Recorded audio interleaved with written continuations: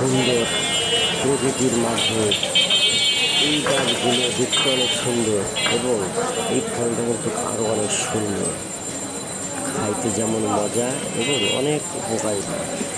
তো যাই হোক, আপনারা যারা আছেন অবশ্যই এই ফল খাওয়ার চেষ্টা করবেন। জাম্বুরা, অনেকে বাদামি বলে, আমরা জাম্বুরা বলি।